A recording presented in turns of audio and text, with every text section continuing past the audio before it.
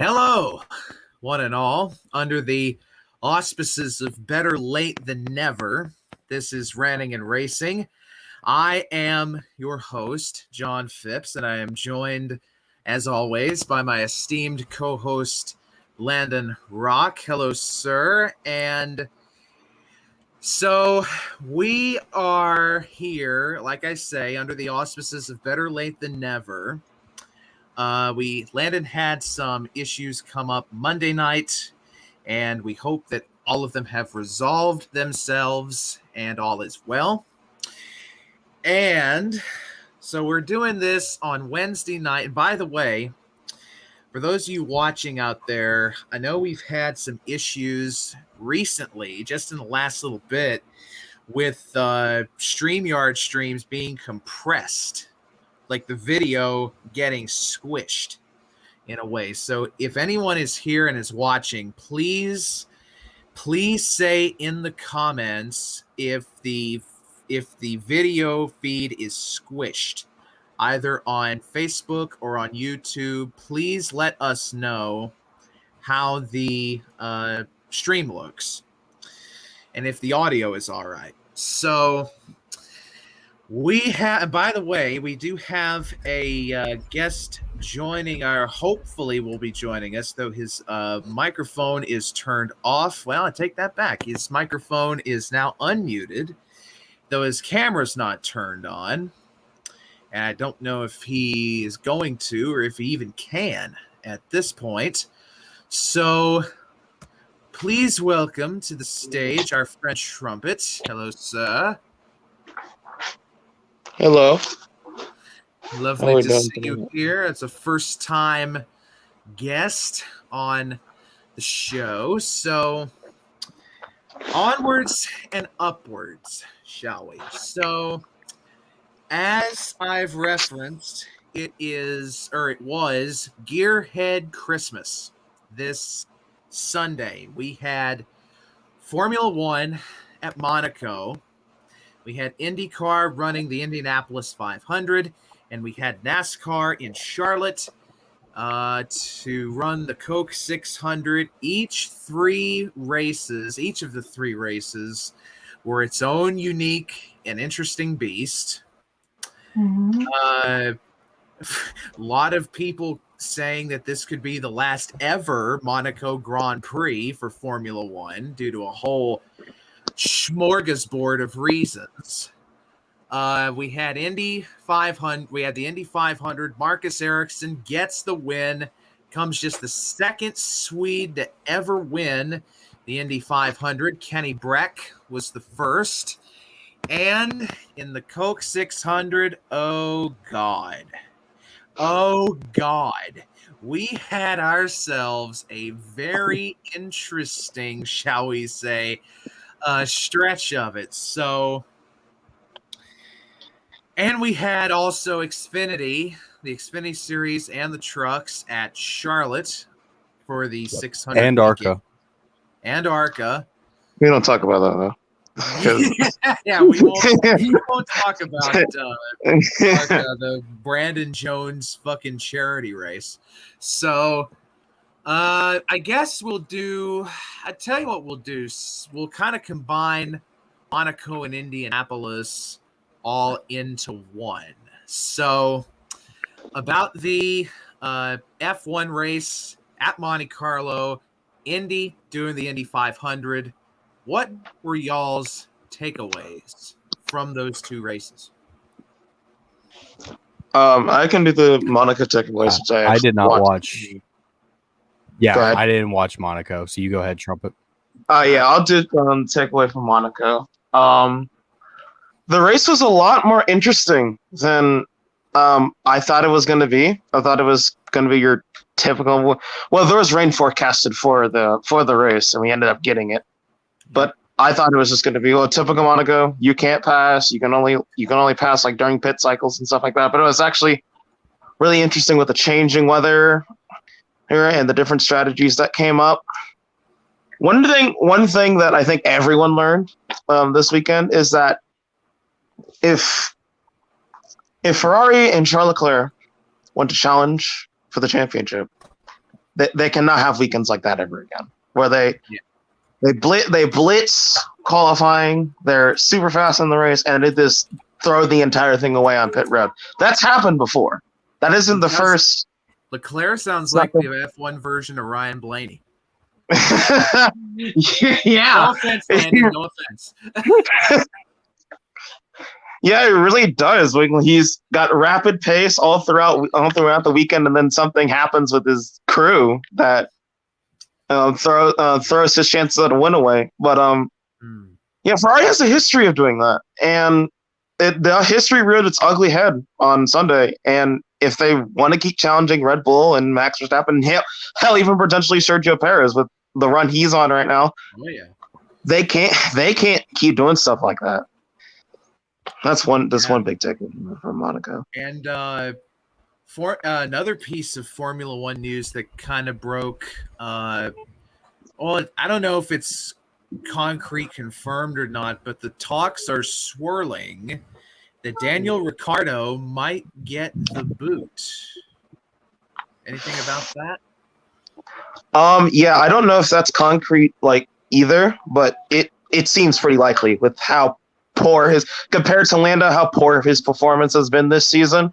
Yeah, seems pretty likely. Plus, they got some young guns waiting in the McLaren. It's his name, Pato O'Ward, right? And the IndyCar Series. And Pato and Rosenquist. Though I don't know.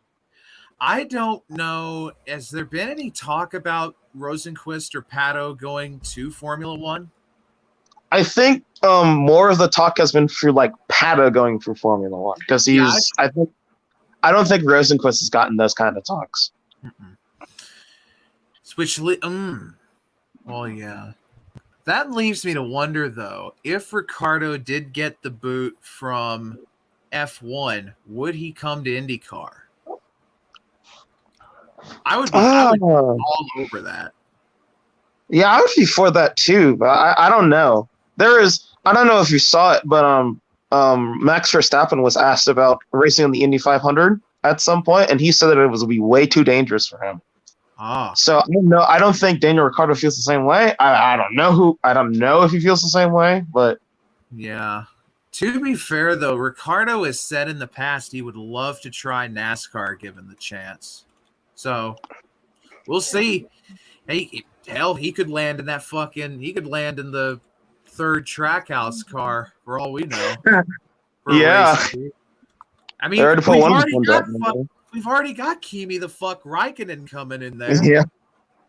So who knows? So for those of you who are watching, and by the way, thank you to everybody who's coming out and commenting. Please let us know how we look, especially if you are watching on a laptop right now. If you're watching on a laptop or a tablet or something like that, please let us know if our video feed is normal or if it's compressed a bit. Because I know we've been dealing with that issue here today, as a matter of fact. So we'll pivot from Monaco to the middle race of Gearhead Christmas on Sunday, the Indianapolis 500. And I know a lot of hype was around Jimmy.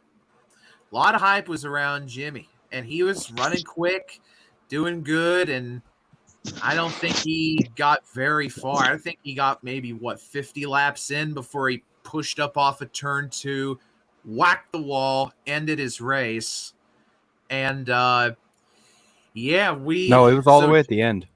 Yeah. I'm pretty sure the Jimmy incident was at the end of the race. Right. That was the final caution. That's what brought up the red flag, I'm pretty sure. Yeah. Yep. God, and then the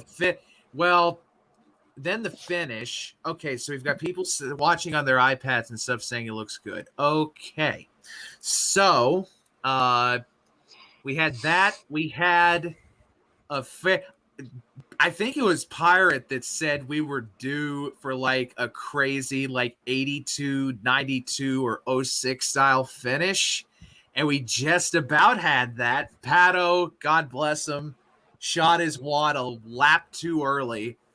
Of course, it wouldn't have mattered anyway with Karam wrecking down the back, but Marcus Ericsson comes out the winner.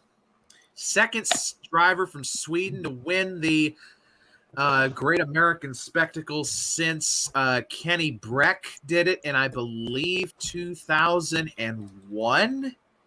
2001 that Kenny Breck won the Indy 500. So, gentlemen, what were your takeaways about the 106th running of the Indy 500? Landon's smiling already. Go for it, Hoss. Jimmy led a lap. He did. He did. He did a lap. Jimmy led a lap. Was it under caution or under green? It was Other under than pit that- stops. No, it was under green. Oh, It was under green, but it was green. it was under green, but it was during pit cycles. Is what I'm saying. Ah. So, Other I'm than kind of- that, I thought it was a good Indy 500. It wasn't like the most passing that I've seen in the Indy 500. I still thought it was good. The strategy play that Chip Ganassi was trying to play in the first half was very interesting to see. I mean, it was kind of working. It was pretty interesting. But it was cool that Chip did get a win because he brought 5 all-fast cars. So it's good that he got a win after bringing that kind of performance down there. And then Marcus Ericsson, oh my God, put on a clinic at the end. Snaking. Yeah. I've never seen an IndyCar snake that much. I He did it, though. He held him off. Good job. I thought for sure they were going to crash when they were snaking like that. Like we've seen for years. I thought and he was going years to hit and the end years of the pit wall. Yeah, me too. Like we've seen for years the snaking that these guys do in Indianapolis trying to break the draft, but I have never in IndyCar or NASCAR or anything of the sort have seen weaving, snaking that aggressive in a race. He took it to another level, and you got to give it to him. It worked. I thought for sure he was gonna. I thought for sure he was gonna throw Pato in the grass on the backstretch. Yeah, same. Oh my God! And this, speaking of Pato, oh my God, he gave it his all, and this is why I wish you could run side by side easier in IndyCar. Oh my God, fucking Pato and Ericsson side by side for like half or that whole last lap would have been incredible. Would have been something. Oh my God. Imagine if Pato's move coming to the white had been instead coming to the checker. Dude, we're due. I'm telling you, we're due for a fucking wild finish like we had in 82 with Gordon Johncock and Rick Mears, 92 with Lil Al Unser Jr. and Scott Goodyear, and 06 with was it Marco Andretti and Sam Hornish? Yeah, I'm pretty sure. I've only really watched the 06 one, so I'm pretty sure that was the one with Hornish and Andretti. God. So, congrats to Marcus Ericsson for winning Indy. By the way, speaking of Ganassi cars, I don't know who is more cursed. Scott Dixon in trying to win the Indy 500 or Denny Hamlin trying to win a NASCAR championship? Oh my gosh. I mean, I know that Dixon has a one Indy 500 win, but like he legit should have like 5 right now. He should have a ton. Yeah, absolutely. Oh, that's why I give it. That's why I say Denny's the unluckier one because he hasn't won one yet. Dixon at least got one. Dixon's got one, but he should have like 5 more. Yeah, Hamlin had a prime chance to win it in 2010, but then he went way down the backstretch at Homestead. So I watched that. Speaking of NASCAR, we'll pivot. Well, I don't know if I should start with the 600 first, or if we should. Well, if we're keeping with the Sunday thing, start with the lower series. Start with lower series first. Okay. So we had the trucks and the Xfinity Series as the companion races to the Coke 600. Ross Chastain got the win in the Dawson Cram truck of all vehicles, though Carson Hocevar, man, my boy, he's been And talk about unlucky. That man should have like 3 wins this year. And he went for it. He fucking went for it. He and Ryan Preece were duking it out for the win at the end. They got together. Preece got up into the wall. Hocevar, I think, wound up backing into the wall in turn 3. And that opened up the door for Ross. And Ross did get the win. And yes, I think, as far as I know, there was a watermelon smashed at start-finish. There was. Was a watermelon smash. Oh, boy. So what did y'all think of the Camping World Truck Series event at Charlotte Motor Speedway? Linda, you want to go Didn't first? watch it, but let's go Ross. Okay. I got to catch like the back end of it. Like I got to see the like and finishing. I feel bad for Carson. Yeah. I got to watch the back end of it, and like obviously Carson's going for his first career win, right? Like he's going for his first career win, and I think we talked about this with the buddies up in our little server like afterwards.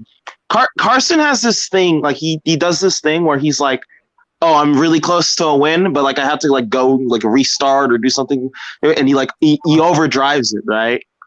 I mean, he's like, if we're being honest, he's like how fucking Larson and Elliott and those guys were for a long time. It's like they would get that close to their first win, but something would always come up. Something would always go wrong.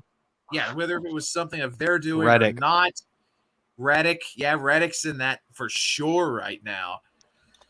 But I think I said it before the Kansas weekend. I said that when Carson finally gets that win, finally closes out one of these things, and finally gets the taste of victory in his mouth, you're not going to keep him out of victory lane. He's gonna start reeling off Ross wins. Chastain type beat. Yep. And I was telling Landon earlier, speaking of, that if Noah Gregson goes to Cup next year, which I think he will, I would love to see Carson get that 9 car in Xfinity. I would absolutely love that. That'd be cool. You know who might be a good comparison with Carson, though Carson's not been around as long as he has? Daniel Hemrick. Hemrick's been, I mean, it's just, Hemrick got that way too. Like he'd get right to the edge of victory and just cough it up or whatever. But yeah, Carson will get his, and we love to see Larson win, even though Brent probably had a coronary. Oh my God, damn cup leeches. Larson. Did I say Larson? You mean Chastain? Yes, you did. Oh my God. Yeah. Did I really say Larson? Oh my God. Are you kidding me? Oh, this has not been a good day for me, brain power wise. My brain, for those of you who are watching this for the first time, my brain is actually grits. My brain is mush. My brain I can forget what I'm talking about as I'm talking about it. I have that power, and I have done that multiple times. So, at any rate, we'll pivot to the Xfinity Series. Oh, before we do that, Alonda, do you mind if I? Yeah. Do you mind if I ask a question? What are your thoughts on the Ryan Preece's comments after the race? I mean, why is Preece mad? He's all but assured a Cup ride next year. This means nothing to him. You know what I mean? Like, he's more than likely going to be in the 10 car next year. Or the 4 if Harvick retires. I don't think Harvick's retiring this year. Maybe after 23, but I don't think he is after this year. I thought. Sorry. That's all right. Go ahead. Okay, I thought Preece's Preece's comments were, valid, to be honest, because there's a lot of people that they'll race that way. They'll wreck you for race wins instead of instead of fighting you hard but like fair. So I understand Priest's frustration at the end, and I think he also said something like toward the end of his little rant. It's like I get like paid to drive these race cars, and I don't even remember the whole rant. I just know he got really upset with Hocevar, and he said something at the end about how he like. Yeah, he invoked a lot of modified racers in his rant. I know that much. But like I say, I don't know why Priest is getting upset when he's all but assured a cup ride next year. Like, this means nothing to him. I mean, anyway. I mean, I get. I don't know. I wouldn't say a race win means nothing to someone other than maybe Kyle Busch. Yeah, that's true. But, Priest has already got wins in the Truck Series. Hocevar has never won a NASCAR race in his career. I'm just saying. It is. My whole issue with the comment is I remember back to 2017 Homestead when Priest doing some stupid driving took a driver out of a championship.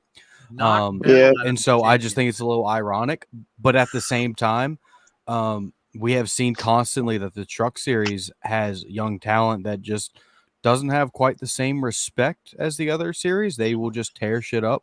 And so I get it, but at the same time, it's pretty ironic. So it's just kind of funny. Yeah, a lot of people reference that on Twitter. If you saw Twitter after he made those comments, there was like just a bunch of posts like, didn't you do this like 4 or 5 years ago?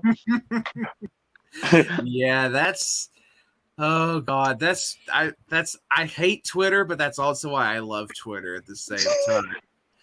It's just, it is what it is. So yeah, I think once we see old hover car in victory lane one time, we're not gonna be able to keep him out. By the way, I'm fully excited if he gets to cover Xfinity and he doesn't have a sponsorship from like a hover car company. What's the fucking point? Because we're all calling him Carson Hover Car as it is. I mean, it would make sense. It would make sense. So, who's this we stuff? Me, Twisted Toe, and a bunch of others. They all call him Carson Hover Car, and I've heard them say it. It's stuck with me now. I know his last name is Hocevar, but Hover Car is more fun. So we'll pivot to the Xfinity Series event. Josh Berry won. Did he win? Okay. Yes. Because that's the Xfinity race is the one that I never really got a chance to watch. I watched the truck race. I watched a good part of the Cup race, but I never got a chance to watch Xfinity. But yeah, Josh Berry. Great race. My boy, Josh Berry, is setting himself up to be a title contender. You love to fucking see it. Absolutely. And my big takeaway from the Xfinity race is just how far that the 8 and the 7 gapped the field. Like they had all but like, what was it, 7 or 8 cars? It was like up to 7th was lapped or something like that. It was enough that Justin Allgaier slapped the wall late in the race and only lost like 7 spots. Yeah, something like that. But yeah, if those two had a great battle going on, Berry and Allgaier for the win, at Charlotte. And when Allgaier slapped the wall and Berry was just driving off, it was just, didn't he win by like 17 seconds? That made me upset. 18-something seconds. Yeah, yes. That was, I wanted to see those two duke it out for the win. But at any rate, Josh Berry gets him another win on the year, which you love to see. The Nashville native, who, well, I don't think he's from Nashville proper. I think he's from like Hendersonville or something like that, just outside of there. So, gentlemen, what were your takeaways from the Xfinity race? Great race. I mean, oh my God. Side by side racing. I know the two leaders got up to like a 17-second lead at the end, but wow, great racing all day long. That was probably one of the best Xfinity races I've seen in a while. It was great. I'm sad for Justin. That's my boy. He and Barry had that, and he, hit the wall and had Hop a bad aboard, time. But hop still came aboard the home ninth, Barry so wagon. not too bad. But Yeah. yeah. Trumpet, what about you? Yeah, it was a really good race. I wish I think the only reason why Barry won by 18 seconds is because Justin hit the wall. Not he didn't hit it just once, he hit it a couple times. Yeah. So yeah, Justin hit the wall a couple times, and it eventually he was forced down pit road, and he had to pit from all the spots behind him, which would have been, I mean, it would have just been the cherry on top to an amazing race. All the J-Ron cars are fast, not just him and Barry. I think Sam Mayer was on pole, but like, he had like a 30 flat, but I don't know how much he got to pole by. Yeah, but JRM is really starting to come to life here. All four of their cars are doing super good. Even Sam Mayer, who I admit I didn't think would be all that good this season. He's been up there doing good. Funny enough, I mentioned Gregson earlier. He's like the low man on the totem pole now. I mean, he is running good. Gregson is running good, but like, yeah, Barry and Allgaier, even Mayer's outpacing him now. Yeah, he did get those 2 wins like early. Oh yeah, that's true. I forgot about those 2 wins. Probably just because he's probably like focused on like playoff stuff now, and he knows he doesn't have to drive as hard. He's already locked into the playoffs. True. By the way, what is happening in the background? Give me 1 second. All right. So while Trumpet gets his situation took care of, we'll pivot from Xfinity to the Coke 600. Oh my God. I think that race actually, well, I know it's the longest race in NASCAR history in terms of distance. It was like 618 miles or something like that. 619. 19, and it missed the all-time time length by like 45 seconds. I know the 05 600 was about as long. So we got Buzzkill winner. Denny Hamlin wins another major. And for the driver, oh my God, for the driver that Landon is repping today, Daniel Suarez, it was pain. It was pain for both of the Trackhouse cars. It was pain for a lot of freaking people. So, gentlemen, the Coke 600. What the hell do you make of that race? To be honest, we were watching it, and like the first stage, there were so many like cautions that we thought we were going to be like coming close to the 05 record of like what 22. The record it's like 22. 22. We were like getting cautions at a rate that would have like broken the record by at least like 2 or 3 cautions. So we thought at first it was going to be a caution fest because like the tires and everybody's spinning out. Yeah. Then it started like calm down a little bit. And the racing started to show itself, and it was really, really good. I had a feeling that that Charlotte was going to race good with these cars because the intermediate seemed to race really good with these cars this year. But I didn't think Daniel Suarez, talking with him, I'm gutted for him. We could have seen a weekend where like the biggest weekend in motorsports, and we had Sergio Perez win the Monaco Grand Prix. We had Pato O'Ward come so close to winning the Indy 5. We could have seen all like a whole takeover this past weekend. Yep.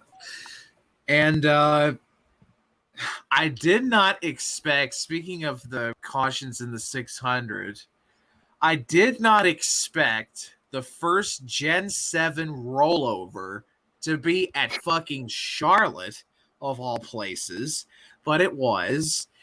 So Daniel Suarez spins, I think it was with 55 to go, maybe. Suarez spins after a tap from Somewhere Chase around there. Briscoe coming off of turn 4. And to the majority of the field's credit, they did a hell of a job to miss Suarez. By the way, shouts to Todd Gilliland, absolutely mollywopped Suarez and still came back to finish, I think, 16th in the race. Oh shit! So Nice. I didn't know that. That's cool. So shouts to Gilliland for doing that. But Chris Buescher, hey, there wasn't nothing he did wrong. He was just trying to get through everything without hitting anything.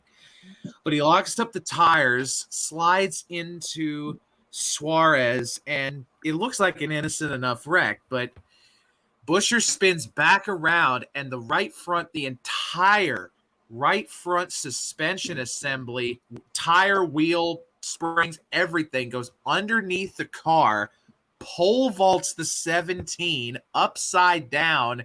He flips like a half a dozen times down the front stretch. And I did not expect our first Gen 7 rollover to be in the front stretch turf at Charlotte. Boys, what did you think when you saw that crash? I thought to myself, how did the a lot of comments about?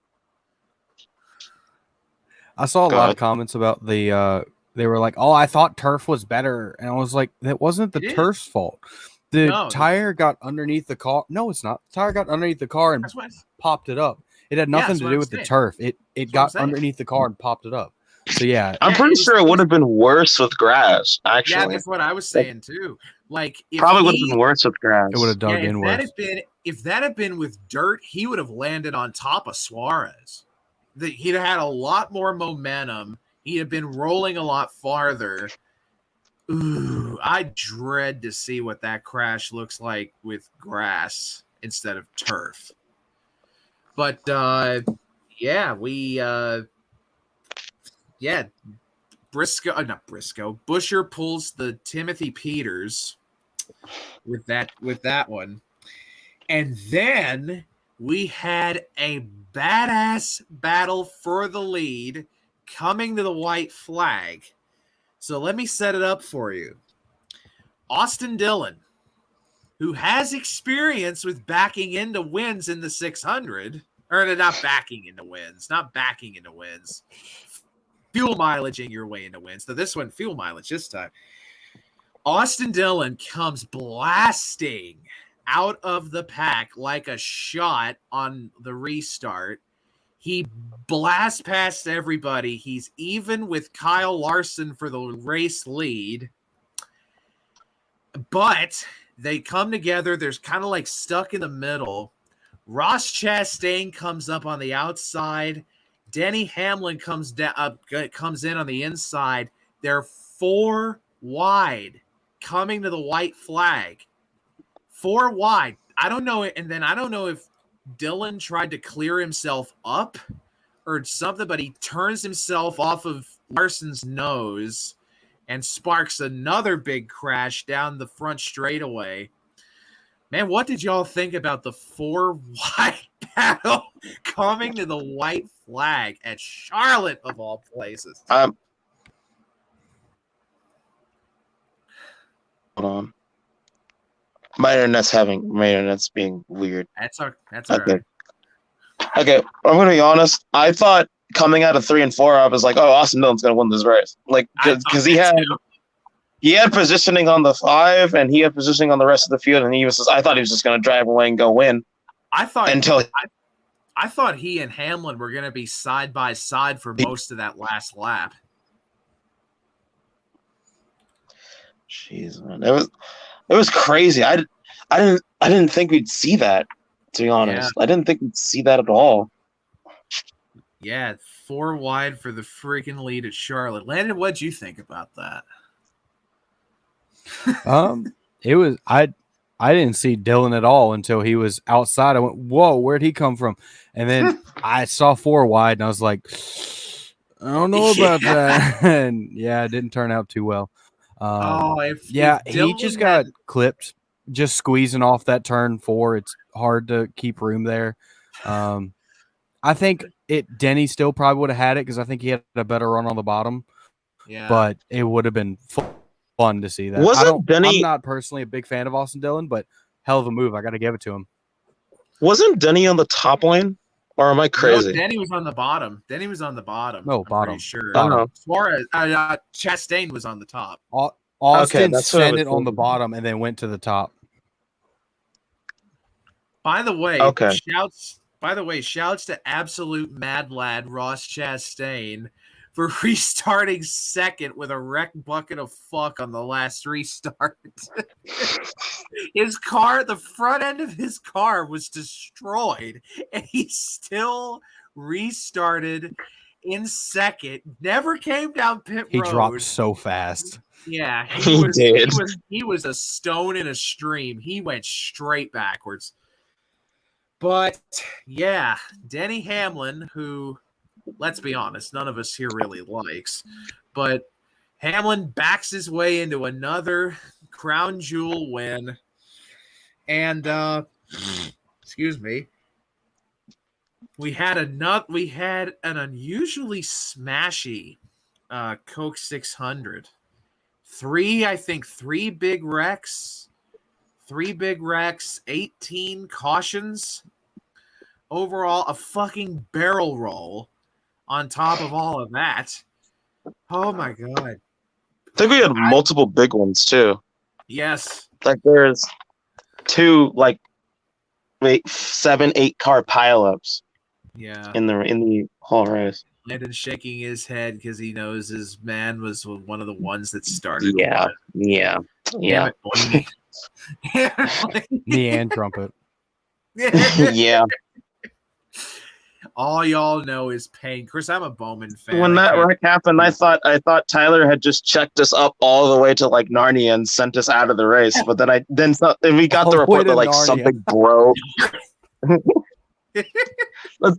I think something broke on our car, and then we or did we just get loose? What happened? I don't know. I have to go back and see the replay. All I know is that I just saw Blaney just we were around on the apron, and the car just snapped. So I think we bottomed out, and then that's probably what happened. Yeah. So that was the wild and woolly weekend of Gearhead Christmas. But the beat goes on. We have racing at 2 new venues for the top 2 series. So we have the trucks and the Cup Series at Gateway International Raceway just outside of St. Louis. It'll be the Cup Series first time at Gateway. The trucks have run there tons. Long time. So they've got a lot of history there, but the Cup Series has never run there. And then Xfinity is going out west once again, visiting the Portland International Raceway for the very first time. The road course that's just under 2 miles in length up there in the Pacific Northwest.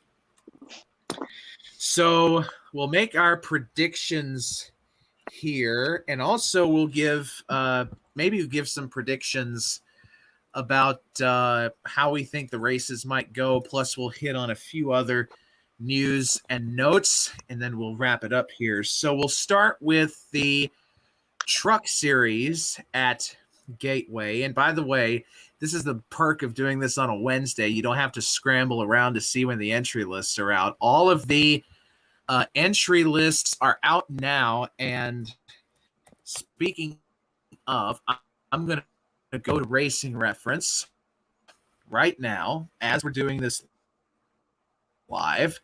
I'm going to go to Racing Reference and I'm going to punch up the entry lists so we don't say any drivers or make any predictions on drivers that's not even racing.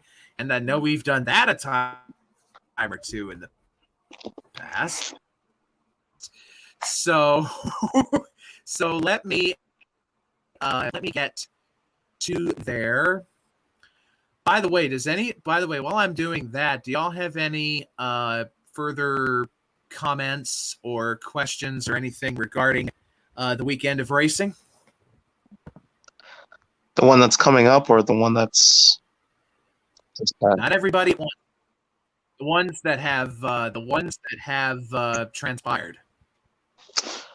No. Any other? Landon, what about you?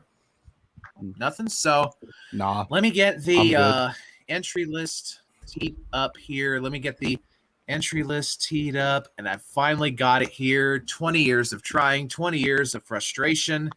The entry list is finally in front of me. So we'll make our predictions for the trucks. We'll make our predictions for the Cup Series, and then we'll make our predictions for Xfinity at Portland. So Landon, we'll start with you, and we'll go clockwise around the room. Who do you think is going to win the Truck Series event at Gateway? So, based off my Cup pick for Gateway that I made way back at the beginning of the season, I have decided I'm going full stupid this week, and I'm going for out of the ballpark Hail Marys. Oh, winner of your truck race at Gateway is Raja Karuth in the Spire truck. No. Oh my gosh. Oh, that's a bold pick. That's a bold pick. I'm going in his bold. first truck start too. Yes, sir. Oh wow, that would be. I'd love to see it happen. That would be something. Me too. Raja's been fast in ARCA, and he's in a winning truck for Spire. Like, I'm gonna be very, very curious to see how Raja does in the Spire truck. I think he could do some really big stuff in that truck, though. Landon's called his shot. He says that Raja's gonna win this thing. We'll see. So, Trumpet, what about you? Who do you think is gonna get the truck dub at Gateway? Well, unlike you, I do not have the luxury of having the entry list in front of me, and I don't see, like, I have two picks, and they're both incredibly lame because they're literally just the two top players in the series right now.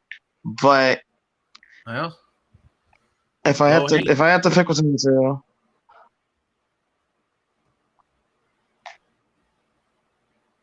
who are you picking? give me a minute. like I said, I don't have the luxury of having the entry list in front of me. So actually, is there any way you could put it up on the screen, or is that not possible? I could, but the screen sharing thing, like if I tried screen sharing right now, it would just wreck my stream. Because I've tried to screen share in the past on here, and it just went. So who were the two names that you had in mind? The two names I had in mind were Zane and John. But I actually just thought of a third. We were talking about him earlier. Okay. I'm gonna pick Carson Hocevar to win this race. I'd love to see. Hey, Carson could do it, man. Carson, he's on a hot streak. He's fast just everywhere. Like, yeah. I noticed too. There's not a track where he's just like, oh, he qualified like 22nd. Yeah, he's fast everywhere. So I could see it happening. So, for my pick at Gateway,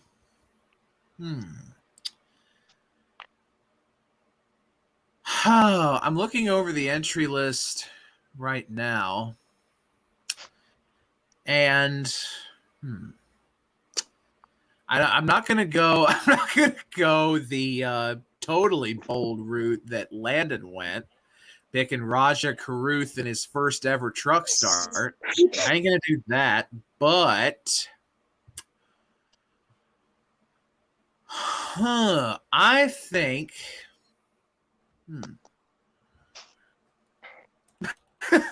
By the way, I just noticed something.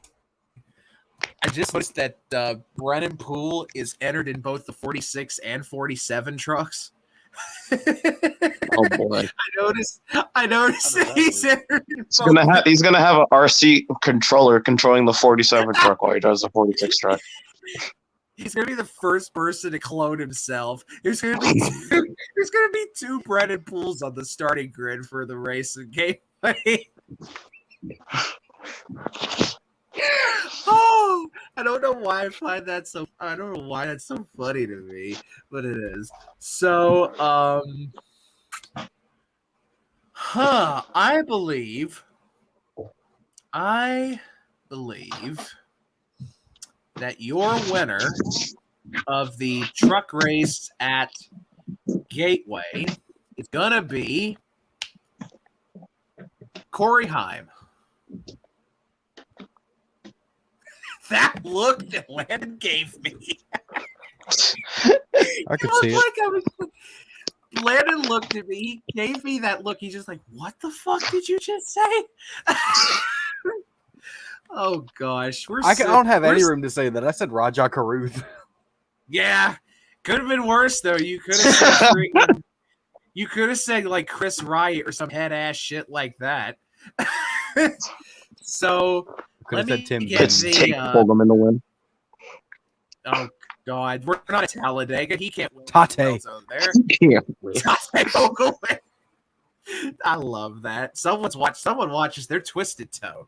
I'm proud of you. So let me get the Xfinity entry list pulled up, and I'm not going to ask how we think the truck race is going to go because we've seen trucks at Gateway a gazillion times. So, Landon's rubbing his hands already for Xfinity. Oh God, giving me that look, mommy, I'm scared.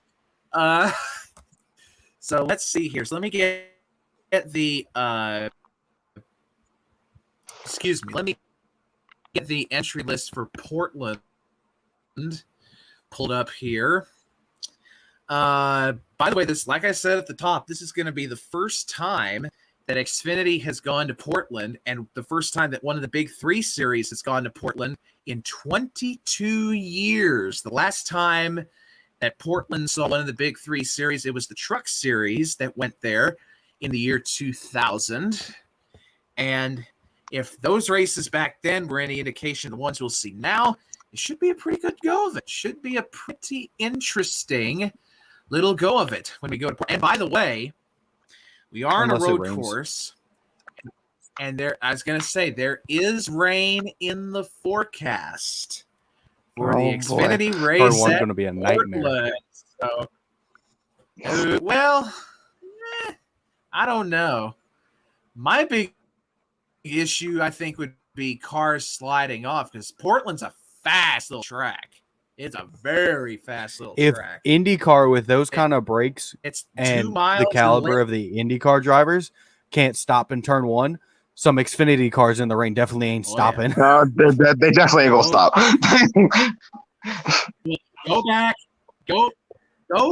Go back and watch one of those old truck races at Portland.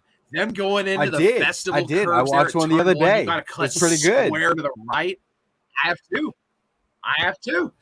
Yeah. Who was it? No, I think the one I'm thinking of was at Watkins Glen, where Greg Biffle tried to rally cross it off of one of the rumble strips. And he crashed into somebody. Wasn't that Biffle? It was Biffle, and I think Boris said battling for the win. Maybe it was at the Glen, maybe it was at Portland. It was one of those two. So I'm looking at I'm not going first. I'm not picking first. Landon always picks first. Landon, pick who you think's going to win for Xfinity in Portland, and we'll go clockwise again. He's smiling already. I don't know if I would say this is super bold. It's definitely not the favorite pick, and he's always fast. But I'm sticking bold. Andy All right. Lally. Ooh, especially if it rains. Because every one of us has seen how he was at that monsoon mid Ohio race years ago, driving the 90 car. Yep. Damn near won the race in that car. If it gets to raining, I could see him doing it. Trumpet, what about you? So, Who do you think I could see him doing it not raining. Alpha Prime's got enough speed, and he's got the skill. True. But he's going to need some help. Who did Lamy pick? I'm just asking. He picked Andy Lally, of all people. Oh, I thought that's what I heard. My thing started like lagging out. Trumpet's like, is my ears deceiving me? No, that's not even a bad pick, to be completely honest. Like, no. My pick is probably going to be one of the JRM cars, probably Allgaier, because I think he's due for another one. He's been really fast lately. Yeah. All of the JRM cars have been really fast lately. So yeah, it has been a while since Allgaier's got him a road course dub. So just for the record, I'm not picking Allmendinger. I'm not picking Gibbs. I was just about to say. Yeah. I'm not. I wasn't picking either of those two. I'm not picking the low-hanging fruit. That would be too easy. I'm looking over the entry. I'm looking over the entry list here, and I know that. By the way, one thing I'm noticing on the entry list: no Preston Pardus. Yeah. No Preston Pardus, which is a bit interesting. He almost never misses a road course race in Xfinity. Of course, DGM has been struggling for some sponsorship. I do know that excuse me. I do know that Pardus does race in SECA, so that might have been a bit of a conflict this weekend. But hopefully he'll be back in the next road course race. So I'm looking over everything here. Do I get silly or do I not? I'm debating. Yes. Okay. So with a chance of rain in the forecast, and knowing that he has been a dark horse on the road course tracks in the past, Landon, who do you think I'm going to pick? Guess. Who do you think I'm going to pick? Rain race. Parker Chase? I don't know. Alex LeBay. Oh. I said what I said. I see that. Alex LeBay. I could see that, honestly. I could too. Me too. Remember how he was at Road America? He and fucking Josh Bilicki, of all people, battling it out for the lead. Yes, sir. God damn, that was 2 years ago already. Holy shit. It was 2 fucking years ago. So we'll now pivot to the Cup race, and let me get the entry list for it teed up for Gateway. I almost said Cup was going to Portland, which I would love to see, but we're at Gateway this week. I'd love that. So, these new cars are like calibrated to run road courses. So oh yeah. They're like V8. Yep. They're like V8 supercars. They're like the American version of the Australian V8 supercars. I hear that comparison a lot. Yeah. So I'm getting the Cup entry list teed up right now. I was. Oh my gosh, MM is in the comments here, who I love to pieces. She's up in Craven Country in Maine. We've been joking. We've been joking about age for a while because we're having a lot of birthdays in the Cosmos group, and we joked around at saying that MM was 23 or something like that. everyone on the team, Landon, I know Landon's younger than me. Landon's younger than me by like 3 years. I don't know how old Trumpet is, though I assume he's younger than both of us. Is that right? Oh yeah, by a shit ton. I'm younger than both of you by a shit ton. Shout Trumpet. He just graduated. Congrats. Oh, okay. Yes. Yeah, that is how young I am. Yes. Congrats to our first time. Well, still, you're not all that younger than Landon. You're, I assume, 18, 19? I don't know how we got on this conversation, but we're I think you started talking about your friend and like how y'all joke about age a lot, and that's how you got there. You young suckers, get off my yard. I'm the geezer of the room right now. I'm the geezer of the room. I'm a whopping 25 years old. My Geritol and my AARP card are both coming to me. So now that we've got the shenanigans out of the way while the entry list has been pulling up, we can now turn our attention to the Cup Series at Gateway, making their first ever appearance at the 1.25 mile track, just on the Illinois side of St. Louis. It's 1997. So 25 years of racing at Gateway, but the first time the Cup Series has gone there, and with a whole brand new car. So, Landon, go first. Who do you think wins the inaugural Cup race at Gateway? So, I said at Trucks that my Cup pick, which I have had picked since January, Ooh. I have had him picked out for a bit. It is the boldest pick I've had all season. In that and in this, we're getting the first time winner at Gateway at the first Cup race, Mr.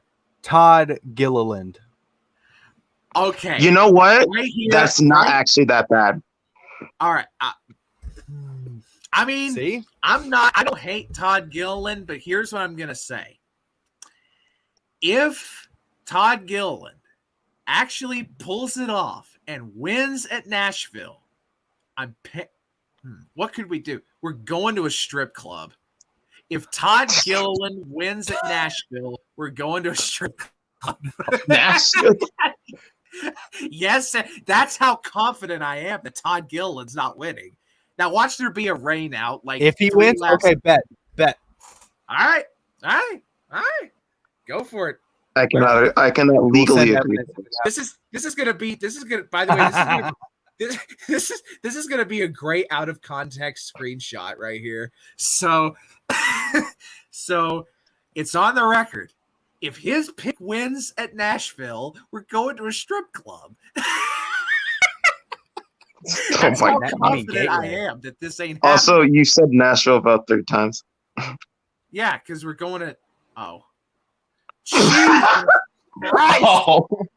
I told y'all, I gave a disclaimer at the top of the show. My brain is mush. My brain is actually grits. Because the Nashville trip is like 3 weeks away. The Nashville trip is 3 weeks away. And oh my God, that car ride from Rural Retreat to friggin' where we're staying outside of Nashville is going to be litty vanilly. So, but yeah, I had Nashville on the brain, and I did realize that I completely forgot the Gateway was this. I don't know if it, oh my God. Anyway, so Landon has picked Todd for Gateway, and I thought we were going to Nashville. So if Gilliland wins at Gateway, we're going to a strip club in Nashville. God help us all. Trumpet, bail us out. Give us your pick for the Cup race. I'm going with Ross Chastain. He has experience there. Yeah, he has experience there. He's won there, actually. I think that's where he got his first truck win. Or Yes. am I? Yes, so I got his first truck win there. He's got a lot of experience. He's in a really fast car this year. I see no reason as to why he can't go get that checker flag this week. I could see that. I could see that happening. And you mentioned first truck. Well, no, I take that back. My pick did not get his first truck win at Gateway, though he has one in the trucks at Gateway.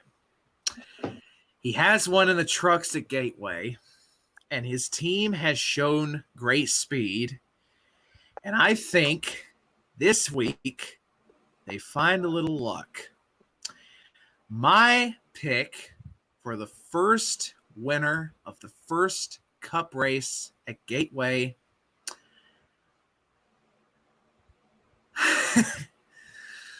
get them fry machines working. Bubba Wallace is gonna win.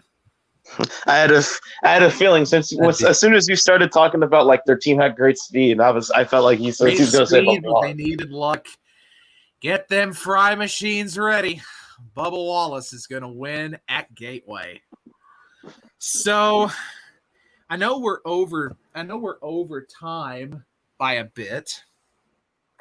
Actually, we need to kind of wrap. Well, I've got 20% battery left on my laptop. I should be good. So let's talk a little bit about how we think everything's going to go. Obviously, we've seen the trucks at Gateway 1,000 times, but we've never seen Cup at Gateway. We've never seen Xfinity at Portland. How do you think these two races are going to play out? Xfinity at Okay. If I had to guess how Xfinity at Portland is going to go, based on the last few times we've gone to a road course for the first time in that series, it's going to be an absolute shit show with like 15 cautions and a bunch of people going off on it. I'm going to love it. Not 15 cautions. Good God, no. Okay, it's going to be a shit show though. I say shit show. It's gonna be crazy and wild, and we're going to see a bunch of things that you normally don't see in a race. Yeah, that's true. Like Andy Riley winning. I do. I do think we're gonna see some. I do think we're gonna see a great race at Portland. I don't know if the festival curves will be as chaotic as, say, the first couple turns at Montreal. But I do think we'll see at least one shenanigans wreck in the festival curves because it's a square to the right 90-degree turn. Come on now. What do you expect? So what about Cup at Gateway? Do you think the tire issues persist, or do you think they level out a bit? That's only if they bring the same tire that they've been bringing for like the past 3. Did they bring the same tire to Charlotte? I don't know if they did or not. That was never confirmed. Yeah. Landon, I think, would probably know that more than I do, or more than I would, about if they're bringing the same tire. I'm not aware. I never saw anything. Well, you're on Twitter. There are only two. Any of us. Yeah, there's two tire failures. Maybe do we know if that Baliki wreck was a failure? Tire failure? Did we ever find out? I don't know. I don't know if we ever did find that out. Because they never showed a replay of the wreck, and I could never find any replays on like social media at all. And yes, if you're asking, I am opening my bedroom window with my foot. Because I don't want to get back up. This stream is for the birds. This episode is for the birds. This thing has had. Well, it'd only be fitting though to have a chaotic stream after a chaotic weekend of racing. So, boys, thank you for joining in. Trumpet, thank you for joining us for the first time, and congratulations on the graduating. Thank you very much. I appreciate that. It was nice being on here. I've always heard of like people getting on here and like talking, but I was like, and I was just bored tonight, so I was like, Yeah, man, you were a great addition to To the do this show. again in the future. Yeah, man, you're always welcome to come on. We do these every Monday night. We do these at 7 p.m. And like I say, if you want to pop on one night with us all and shoot the shit with us, you're more than welcome to, man. You always got an open invitation. So for Trumpet and for Landon, thank you both for being here. And to all of you in the comments who showed up and showed love and showed support, thank you out there. I know this was better late than never, but we still got up, we still did it, and we still had ourselves a whole big passel of fun. So until next time, and I hope that I so hope that Todd Gilliland does not win at Gateway on a rain out, because I don't want to wind up in a seedy strip club in Nashville. Baby. I don't want to make it happen. Make it happen, Todd. I don't want to get the clap from a strip club in Nashville. I don't want to do it. Though if his pick wins for the cup race, who the fuck knows? So and on that bombshell, this is how this particular episode ends. Thank you, one and all, for coming out and showing love and support. And until next time, take care, much love, and may God richly bless you all.